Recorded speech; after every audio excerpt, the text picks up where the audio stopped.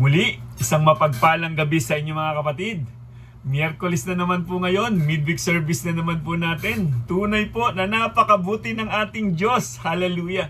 Ano man ang ating mga pinagdadaanan sa mga nakaraang araw, tunay na lagi nating pasasalamatan ang Diyos dahil ni minsan hindi tayo pinabayaan ng Panginoon. Ang isishare ko po sa inyo ngayon, panawagan na naman po sa ating mga Kristiyano. Apoy sa puso ng Kristiyano. Kumusta po tayo? May mga apoy pa ba sa puso natin? Hindi lang init kundi pusong nag-aapoy para sa Diyos. Mahalaga to.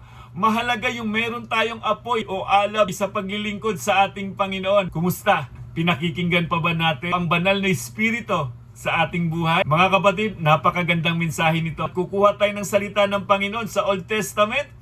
Ito po'y tungkol sa paghahandog. Kaya nga ang babasahin po natin mula sa Leviticus chapter 6 verse 12 to 13. Hallelujah. Sige po mga kapatid.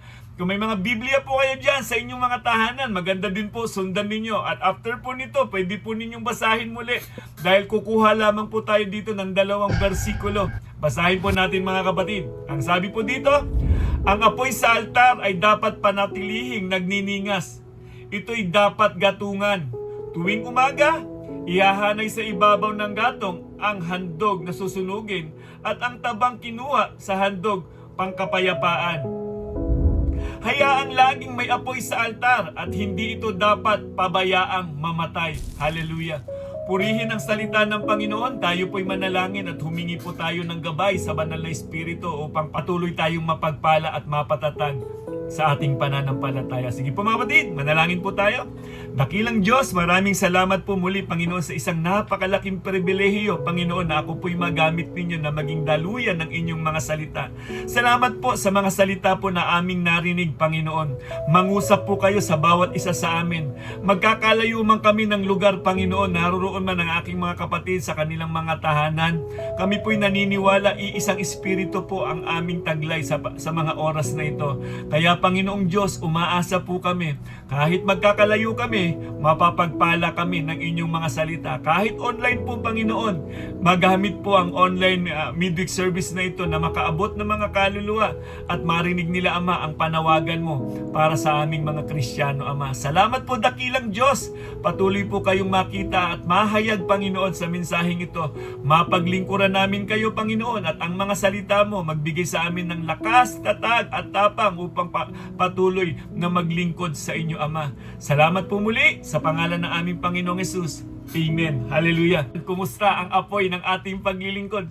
Sa Old Testament, kung mapapansin natin, may bilin sa kanila na huwag ninyong pababayaan ang apoy sa altar. Ang literal na kahulugan ng apoy ay yung nakikitang ningas na nagbibigay ng init at liwanag kapag may bagay na nasusunog. Pero pag pinag-uusapan natin ang apoy sa Biblia, hindi lang ito tumutukoy sa literal na apoy o naglalagablab na apoy.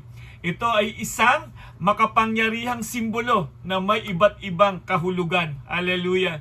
Kumakatawan ito sa presensya ng Diyos, sa kanyang kabanalan, paghatol, paglilinis, at masidhing pagmamahal o sigasig ng isang Kristiyano. Sa panahon na ating kinalalagyan, ang banal na Espiritu ang siyang apoy sa ating buhay. Kaya nga, ang sabi sa Biblia, huwag daw nating hadlangan ang ningas ng banal na Espiritu sa buhay po natin. Ang banal na Espiritu ang dahilan kung bakit nag-aalab ang isang tunay na Kristiyano sa paglilingkod sa ating Panginoon. Balikan natin ang context o background. Nagtuturo ang Diyos kay Moises tungkol sa mga handog at tungkol dito sa kabanalan at ang tungkulin ng mga pari sa Old Testament. Ano ba ang ginagampanan ng mga pari noon? Sa Kabanata 6 makikita natin particular na pinag-uusapan ang burnt offering, handog na sinusunog sa altar. Ang apoy na ito ay hindi ordinaryong apoy lamang. Ito ay simbolo ng presensya ng Diyos. Hallelujah! Kapag nababasa natin ang apoy na ibinili ng Panginoon, simbolo po yan ng presensya ng Diyos at yung pagsamba ng mga Israelita. Mahalaga ang apoy sa panahon na iyan. Kaya nga mga kapatid, mapapansin po natin, paano tayo dadalhin ito? Yung apoy doon sa Old Testament at ngayon sa New Testament, makikita natin mamaya mga kapatid. So, ano ba ang responsibilidad ng mga pari noon? Hallelujah! Ang responsibilidad nila ay ang maglagay ng kahoy araw-araw. Sila ang nangangalaga sa pananatili sa apoy kung saan hindi hahayaan na mamatay ang apoy na ayon. Sila din po ang mag-aalis ng abo at matiyak nilang hindi mamamatay ang apoy. Ibig sabihin sila lang ang authorized na maglinis o walang pwedeng makialam doon. Sila lang, yun ang gawain ng mga pari sa Old Testament. At kung titignan naman natin ang spiritual na kahulugan nito, maraming mga ngaral ang gumagamit sa talatang ito bilang larawan ng pananampalataya. Hallelujah! Sigasig sa paglilingkod. Kaya nga yung apoy ng banal na Espiritu, dadaling kanya sa paglilingkod sa ating Panginoon. At ang apoy ng Espiritu sa buhay ng mananampalataya. Yan sa panahon na ating kinalalagyan. Dahil tayo ngayon mga kapatid ay templo na ng banal na Espiritu ng Diyos. Kaya nga siguradong may apoy ang tunay na may relasyon sa ating Panginoong Hesukristo. Kung paano ang apoy sa altar noon ay dapat alagaan araw-araw. Ganun din ang ating pananalangin. Ang pagbabasa ng salita ng Diyos, mahalaga yan. At ang ating tuloy-tuloy na pakikipag-ugnayan sa Diyos upang hindi lumamig ang Espiritu natin. Hallelujah! Kapag napalayo tayo, tinuro sa atin ng Panginoon, yung apoy na yan unting-unting manghihina. Ano ang connect nito sa ating mga Kristiyano ngayon? Maraming Kristiyano ang minsang naging mainit sa paglilingkod. Ngunit kalaunan ay nanlamig na. Hallelujah! Kumusta ka kapatid? Kumusta ka ngayon? Nariyan pa rin ba yung apoy? Kung papaanong nagsimula ka na todo sigasig, nariyan pa rin po ba yung apoy ng banal na Espiritu sa buhay natin? May apoy noon sa pananalangin, sa pagsamba, napakasigasig. Ayaw nang nalilate sa pagbabasa ng salita ng Diyos, pero unti-unting namatay dahil sa mga problema, pagod, kasalanan o pagiging abala sa mundo. Hallelujah! Isang paalala ito na kadalasan ang humahatak sa mga Kristiyano para hindi muling mag-alab ang apoy nila. Yung naging masyadong dumikit sa mundo. Hallelujah! Kaya nga mga kapatid, napakapanganib niyan eh. Kung bababad lamang tayo sa salita ng Diyos, may paalala lagi ang Panginoon Diyos sa buhay po natin. Huwag tayong makiayon sa takbo ng sanlibutan. Kapatid, nagre-rema pa ba sa atin yan? Dahil ang sanlibutan ito, kapag nakiayon ka, sigurado patungo ito sa kapahamakan. Noon sa panahon ng Israel, ang apoy sa altar ay simbolo ng presensya ng Diyos. Kaya hindi pwedeng mamatay eh. Kaya nga inaalagaan ito ng mga pare. Simbolo ito ng pagsamba. Hallelujah! Ang presensya ng Diyos siguradong naroroon, kaya nga dapat panatilihin ito. At yung pagtatalaga dapat continuous yan sa kanila sa panahon na kanilang kinalalagyan. Yung patuloy na relasyon sa Panginoon. Hallelujah! Ganon kahalaga ang apoy sa panahon na kanilang kinalalagyan. Ngayon naman sa ating panahon, buhay pa ba ang apoy sa ating puso bilang Kristiyano? Hallelujah! Buhay pa ba? Nag-aalam pa ba? Ikaw ba yung Kristiyano na pagdating sa gawain ng Panginoon, gusto mo, una ka lagi? Nangunguna ka. Hallelujah! Magandang makakita ng isang Kristiyanong hindi natitinag sa paglilingkod sa ating Panginoon. Kahit may mga pagsubok na pinagdadaanan, pero nariyan pa rin siya. Nakangiti at patuloy na nagtitiwala at nananampalataya sa ating Panginoon. Yan ang tunay na may apoy ng banal na Espiritu na galing sa ating Panginoon. Sumawatid! Ano ang mga dapat nating tandaan upang mapanatili ang apoy ng pananampalataya sa atin bilang isang Kristiyano? Tandaan natin na panatilihin ang apoy. Nasa atin ang banal na Espiritu ng Diyos. Nalalaman natin kung ano ang nakalulugod sa Panginoon at kung ano ang ayaw ng Diyos sa buhay natin. Pero hindi po tayo exempted. Habang naririto pa tayo sa mundo, paano natin pangangalagaan ang apoy na ito sa ating puso, sa ating buhay? Sa lumang tipan, tungkulin ng pare na siguraduhin hindi mamamatay ang apoy sa altar.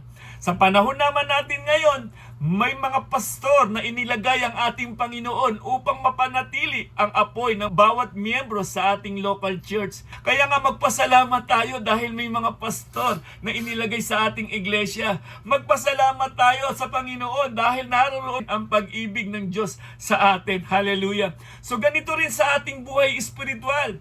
Hindi kusang mananatiling mainit ang pananampalataya. Kailangan itong alagaan araw-araw. Kaya nga ang bilin ni Apostol Pablo sa Romans chapter 12 verse 11, magpakasipag kayo at huwag maging tamad.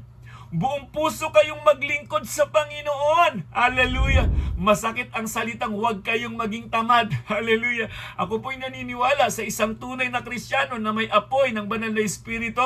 Hindi po yan tamad sa gawain ng Panginoon. Maaari siguro na, alam mo minsan, may mga pinagdadaanan lang. Pero kapatid, ang bilin ko sa inyo, daanan nyo lang. Magpatuloy pa rin kayo sa tawag ng ating Panginoon. May mga pagsubok man na pinaglalabanan tayo. Alam po natin na ang Diyos 24 hours na nakatingin sa atin at naghahanap siya ng mga tunay na Kristiyano na sasamba sa Kanya sa Espiritu at sa katotohanan. Kaya nga, sa lahat ng ginagawa natin, dapat ang Diyos ang napaparangalan natin, kapatid. Tandaan natin sa bawat desisyon natin, ang Diyos ang dapat pinaparangalan sa isang tunay na Kristiyano. Huwag mong pipiliin na lumiko sa kalooban ng ating Panginoon dahil napakadelikado niyan, kapatid. Binabaliwala mo o inuunti-unti mong pinapatay ang apoy ng ningas ng banal na Espiritu sa buhay natin. Hallelujah. So mga kapatid, paano natin inaalagahan ng apoy? Mahalaga dito yung pananalangin. Kumusta ang pananalangin natin? Kung ako ang tatanungin ninyo, para sa akin ang tunay na Kristiyano, hindi magtitiwala sa sarili niya magagawa. Sa bawat desisyon, lapit sa Panginoon, Lord, tulungan mo ko, gabayan mo ko. Kaya nga, hiningan na natin ang pananalangin. Kumusta ang pagbabasa ng Biblia ng mga Kristiyano ngayon? May time pa ba tayong magbasa ng Bible? May oras pa ba tayo para sa ating devotion? Huwag kang papayag na ang pagbabasa ng Biblia ay mawawala sa'yo at nakawin niya ng kaaway o ano-ano mang nakikita natin, lalong-lalo na ang mga Biblia natin nasa cellphone na. Maraming distraction dyan. Kaya maglaan ng oras para sa pagbabasa ng salita ng Diyos para mapangalagaan natin ang ningas ng apoy ng banal na Espiritu sa buhay po natin. Yung pagsamba, nahalaga po, kapatid. Essential yan sa isang tunay na Kristiyano ang pagsamba. Hindi ka papayag na maagaw sa iyo yan. Hindi ka papayag dahil nga alam mo na ang pagsamba ay inuutos yan ng ating Panginoon at dyan naman tayo tinuturuan. Tinuturuan ng Panginoon at ang mga salita niya, inihahayag niya ang kanyang panawagan sa araw ng pagsamba. Inihahayag niya ang kanyang mga salita at lubos talaga tayong napapagpala. Sa Kristiyanong may tamang puso sa pagsamba, siguradong uuwi yan na taglay ang kasiyahan, taglay ang kapayapaan, taglay ang kagalakan dahil natanggap niya ang panawagan ng ating Panginoon. Hindi pwedeng mamatay ang apoy ng isang tao o isang Kristiyanong nagpapahalaga sa gawain ng Panginoon. Pakikipag-fellowship. Hindi po pwedeng isang Kristiyano na hindi umaattend ng mga fellowship o gawain ng Panginoon. May mga moms fellowship, kingsmen's fellowship, youth fellowship sa iglesia. Lahat yan tumatakbo sa isang simbahan. Ang layunin yan upang magningas ang ating apoy sa pananampalataya at paglilingkod. Mahalaga po yan, kapatid. Huwag mong babaliwalain yan. Ipinaglalaban yan ng puspusan. Gaya ng sinabi ni Apostol Pablo kay Timothy, ipaglaban mo ng puspusan ang pananampalataya dahil dyan tayo tinawag ng ating Panginoon. Kung marirealize mo lang, kapatid, na ang bawat hakbang mo nakatingin ng Panginoon, sa bawat desisyon mo, pinipili mo laging parangalan ng Diyos sa pagdalo ng mga gawain, siguradong magiging excited ka sa lahat ng mga fellowship. Hindi mo hahayain hindi ka kasama. Dahil alam mo, pinili mo kung ano ang nakabubuti at nakakapagpaliyab ng apoy natin sa ating espiritual na kalagayan. Pagkaing espiritual, nagpapaalab ng ating apoy ang mga gawain ito. Yung fellowship, yung pakikipag-fellowship sa mga kapatiran, pakikipagpalakasan sa espiritual, mahalaga po yan, mga kapatid. At yung pagsunod sa Diyos, hallelujah, mahalaga din po ang pagsunod sa ating Diyos. Maganda po yung isinare sa amin ni Brother Emil, na pagpala po kami sa isang tatay na kailangan matutong manindigan sa salita ng Diyos, hallelujah. May matatag na pananampalataya at mayroong matatag na espiritual, at yung pagsunod sa Diyos, napakahalaga yan. Kaya nagtagumpay si Joshua, yan ang isinare sa amin ni Brother Emil, at napagpala po ang mga tatay. Sa bawat gawain ng Kingsmen, ang Diyos ang dahilan kung bakit naroon sila. Napagpala po kami. Kaya nga, mga Kingsmen, dapat nag-aahlab tayo na daluhan ang mga gawain ito dahil may pinahahayag ang Diyos. May mga salita ang Diyos na iniiwan niya sa amin. Itinatanim niya sa amin. Kaya nga, minsan, alam niyo po ba, kahit hindi namin kayo nakakasama, nalulungkot po kami.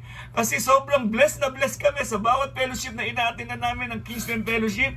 Kahit sino pa ang gamitin ng Diyos na kanyang speaker o magsasalita, hindi pwedeng hindi kami napapagpala eh.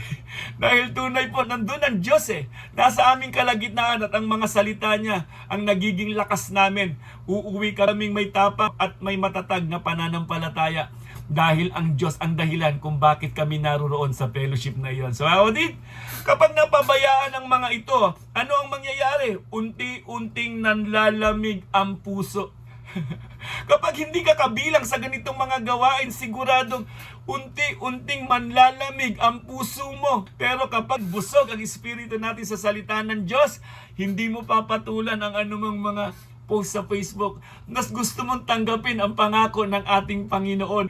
Kung ikaw ay Kristiyano na sinasabi mong Kristiyano at nagpo-post ka sa Facebook ng mga hugot, teka lang kapatid, pag-isipan mo munang mabuti. Hallelujah! Dahil identity mo na ngayon. Identity na ni Kristo. Tayong mga Kristiyano ngayon, tinawag tayo upang tagapagpalaganap ng pag-asa. Pag-asa na galing sa ating Panginoong Hesukristo. Tandaan po natin ang bilin ng salita ng Panginoon sa 1 Thessalonians chapter 5, verse 19 to 20. Anong sabi dito? Huwag na ninyong hadlangan ang Espiritu Santo. O ibig sabihin, huwag ninyong hadlangan ang ningas ng banal na Espiritu ng Diyos. Huwag na ninyong baliwalain ang anumang pahayag mula sa Diyos. Hallelujah. Kapatid, lagi tayong kinakausap ng Diyos. Every Sunday, every gawain, nariyan ang salita ng Diyos. Nangungusap sa atin. Ang kinakausap tayo, personal na kinakausap tayo. Dapat mahalaga dito yung may pagtugon. Hallelujah. Pwede naman tayong magsabi na nagniningas ang apoy mo. Pero ang katotohanan, teka lang, usok na lang ata kapatid. Kapag inilayo mo ang sarili mo sa nagbibigay ng apoy, nagbibigay ng liyab, kapatid, sigurado ako, unti-unti uyang mamamatay at uusok na lamang. Hallelujah. Huwag nawang mangyari sa atin iyan, yung mga tunay na Kristiyano. So tandaan, hindi sapat ang apoy kahapon. Kailangan natin ng bagong apoy araw-araw. Yan ang bilin sa kanila ng Panginoon. Huwag ninyong hayaang mamatay ang apoy sa altar. So mga kapatid, ano-ano ang mga dapat nating tandaan upang mapanatiling may apoy ang ating pananampalataya? Panatilihin natin ang apoy sa ating puso. Hallelujah. Pangalawa, protektahan natin ang apoy sa ating puso. Mahalaga dito huwag tayong maging careless, huwag tayong maging pabaya. Protektahan din po natin ito. Hallelujah. Dahil yan din lang po ang tinitibok ng banal na Espiritu. Ipaglaban mo ng puspusan ang pananampalatayang meron tayo. Proteksyonan natin. Kailangan kung tayo man kumakain physically, ang spiritual, kumakain din po yan. Everyday kumakain, kailangan niya rin pong kumain at lumakas. Kaya nga proteksyonin natin, palakasin natin. So, dapat iwasan natin yung mga bagay na pumapatay sa apoy. Hallelujah. Ano-ano ba ang mga bagay na maaaring pumatay sa ating apoy? Kasalanan. Ang lihim na kasalanan ay parang tubig na ibinubuhos sa apoy. Yung hindi mo isinusuko sa paanan ng Diyos. Hallelujah. Yung total surrender sa Panginoon. Kristyano ka pero naroon ka pa rin. Meron pa rin kadena ng kasalanan. Hindi mo mabitaw-bitawan kapatid. Parang may apoy ka nga pero unti-unti niyang winiwisikan. Kapag tayo'y lumalayo sa kalooban ng Panginoon. Kalooban ng Panginoon na tayo ay mapabanal. Pero ang kasalanan, yan ang ayaw ng Diyos. Yung pagiging abala sa mundo.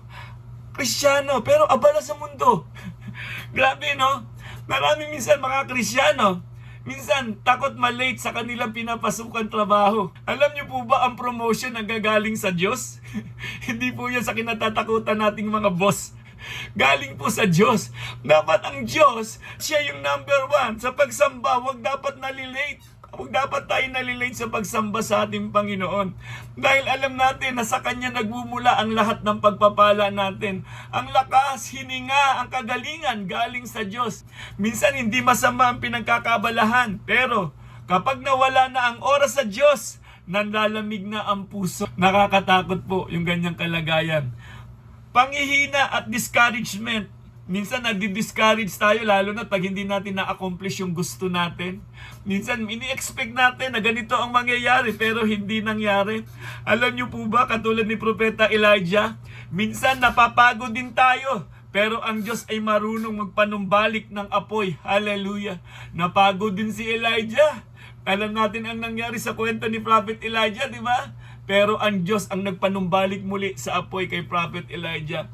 Kaya balikan natin ang ating scripture reading kanina. Leviticus chapter 6 verse 13.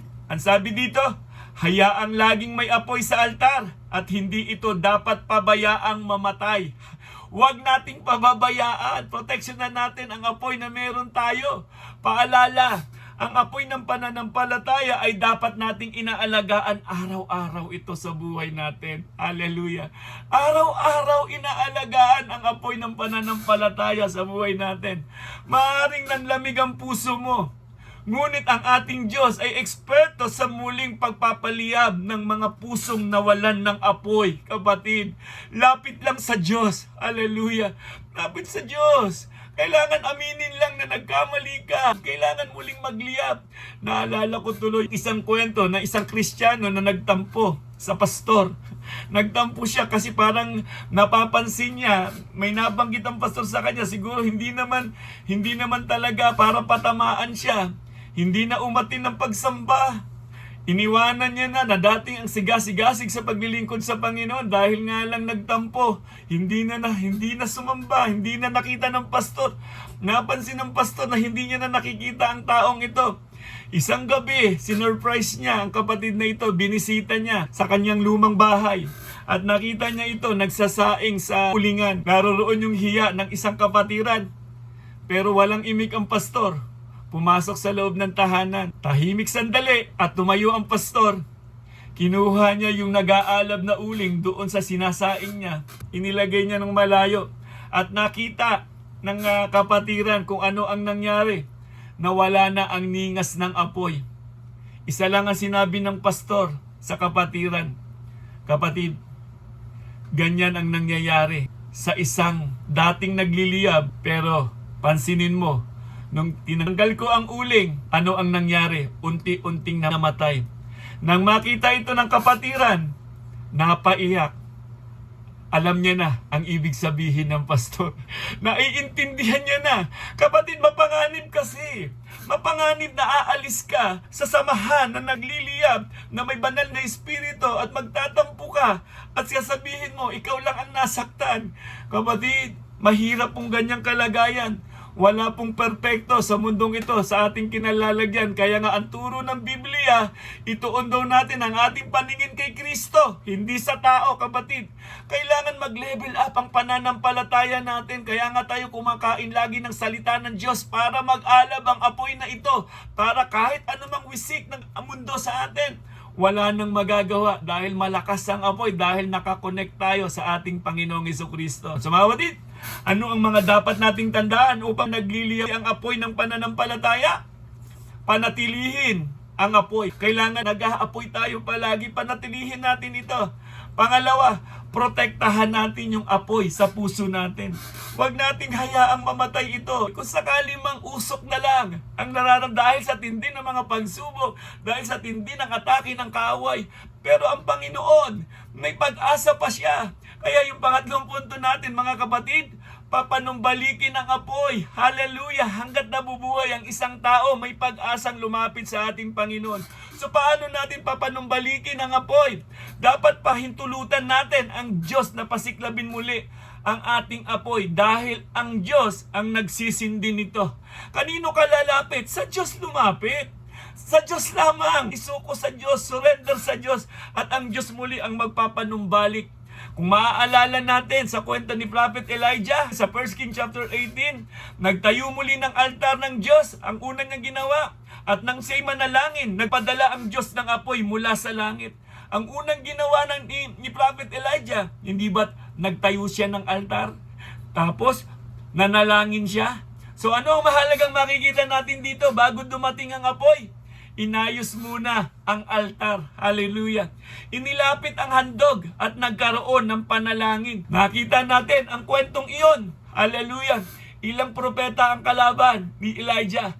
Ipinakita ng Diyos yung kapangyarihan niya. At ganun din po sa atin, mga kapatid.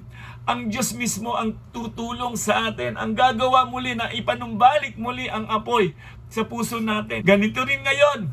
Kapag inayos natin ang ating relasyon sa Diyos, kaya niyang buhayin muli ang apoy sa ating puso. Hallelujah! Yan yung Diyos na hindi nanunumbat. Kapag nakita ng Diyos ang panunumbalik ng kanyang anak, siguradong yakap yan. Kulang pa ba ang kwento ng prodigal son para iparanas ang dakilang pag-ibig ng Diyos sa atin? Kaya sa pagkakamali mo, kapatid, huwag mo nang dagdagan pa. Kung na-realize mo ngayon sa panawagan na ito, teka lang, parang ang apoy ko, usok na lamang. May pag-asa pa. Pwede pang paliyabin yan ng ating Panginoon. Kaya nga si Apostol Pablo, may bilin kay Timothy. Sabi niya sa 2 Timothy chapter 1 verse 6-7, dahil dito, ipinapaalala ko sa iyo na gamitin mong mabuti ang kaloob na ibinigay sa iyo ng Diyos. Hallelujah! Nang ipatong ko sa iyo ang aking mga kamay, sapagkat ang Espiritong ibinigay sa atin ng Diyos, tandaan po natin ito mga kapatid, ay hindi espiritu ng kahinaan ng loob, kundi espiritu ng kapangyarihan, pag-ibig at pagpipigil sa sarili.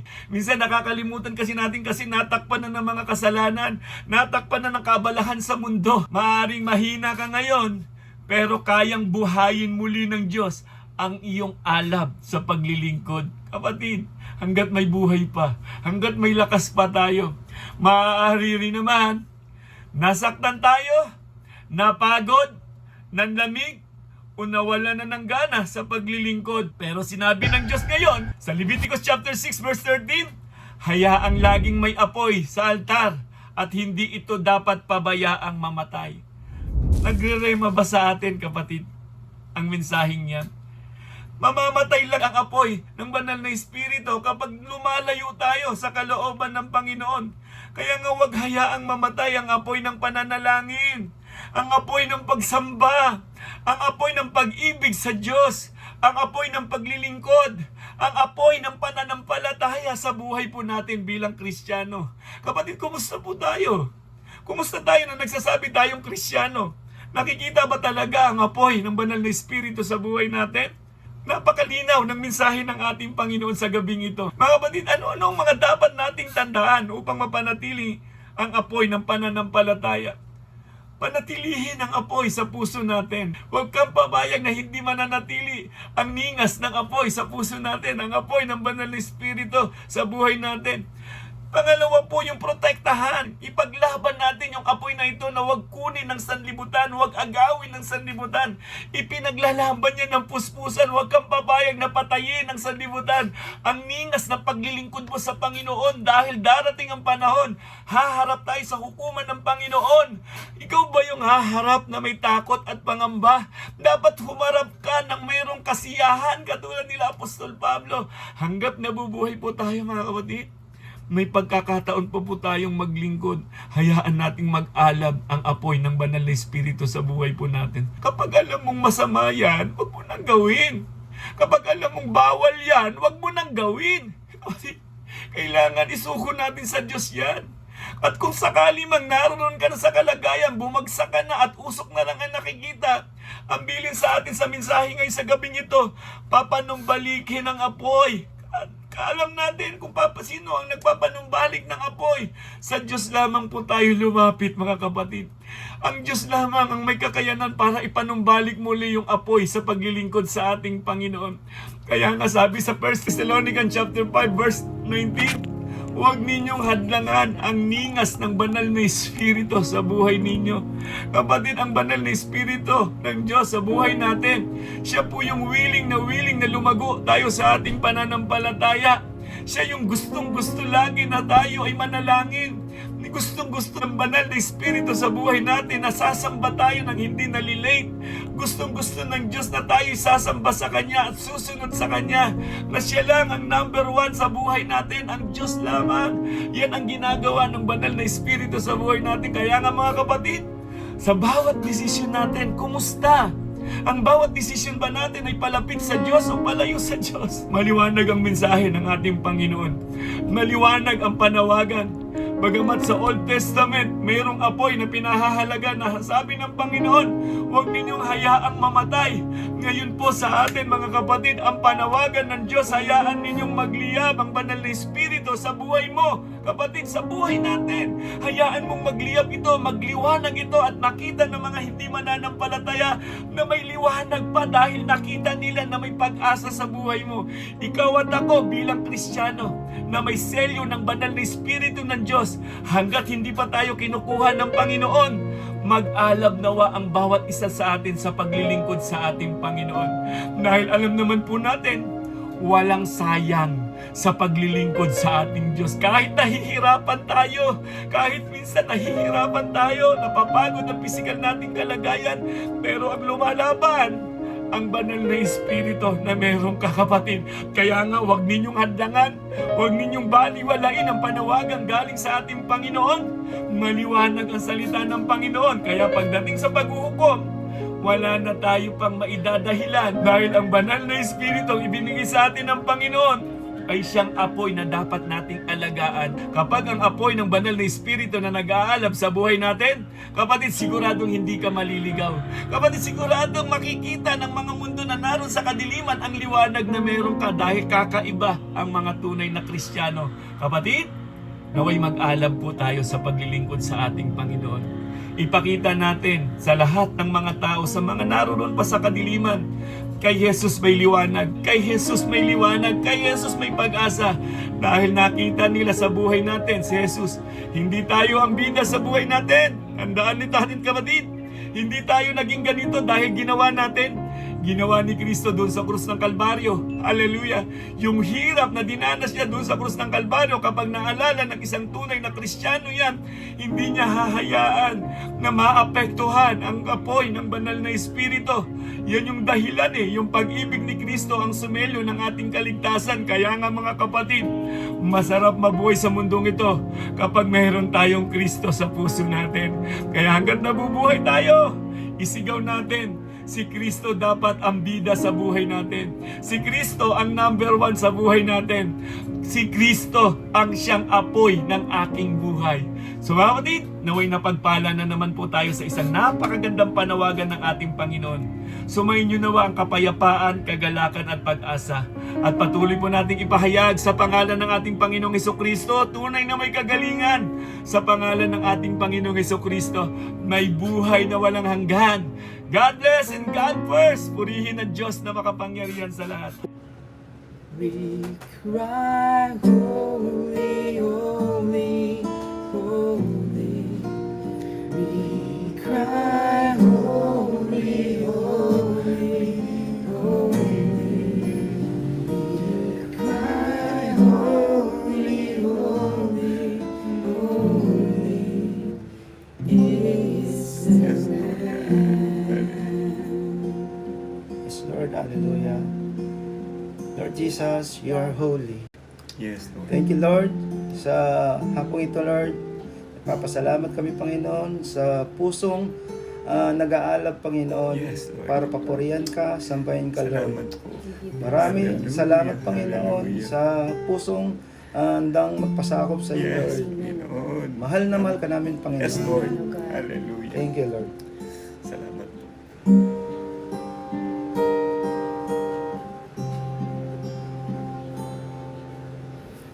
Purify my heart. Let me be as gold and precious silver. Purify my heart. Let me be as gold, pure gold. Refiner's fire. My heart's one desire is to be holy, set apart for you, Lord. I choose to be holy, set apart for you, my Master, ready to do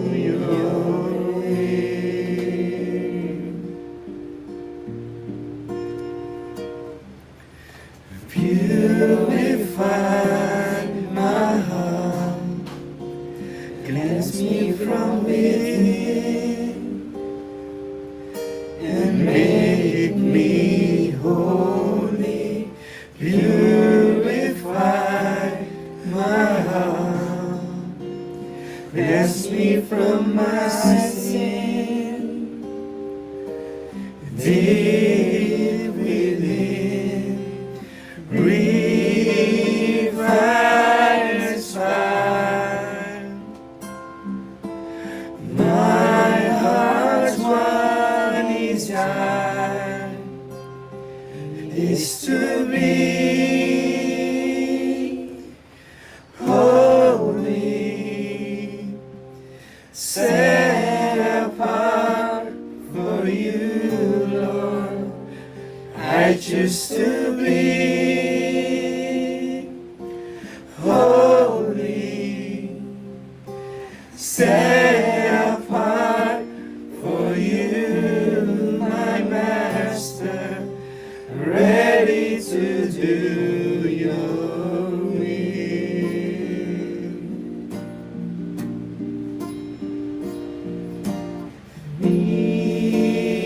Refiner's fire, my heart's one desire is to be holy, set apart for you, Lord. Si Tatay! Ang dami yan ni Tatay! Wala pa, wala. Yaya, awa ng Diyos. Na sa amin ay ginagabayan po kami ng mag-asawa para malagpasan namin ang lahat ng mga suliranin, mga problema, mga pagsubok na sa buhay na naranasan namin. Sa ganito, ilang taon na po kami dito sa church, matagal na po kami dito. Pero sa biyaya ng Panginoon, hindi po kami iniwanan, Bigyan pa rin kami ng kalakasan upang maglingkod sa Kanya. Kaya nagpapasalamat din ako dahil nagbago si Tatay dahil mula sa pag-alipin. Pag-alipin ng Lalipin ang pag-alipin ng alak. Hindi mga bisyo ba? Mga bisyo ng araw. Kaya mula nung nagkasakit siya, nabago yung buhay niya, na ipaliwanag ng mga nila pastor sa kanya, nila pastore, na ang Panginoon Diyos ay laging nandyan upang tulungan siya sa I choose to be holy, set apart for you, my Master, ready to do your will.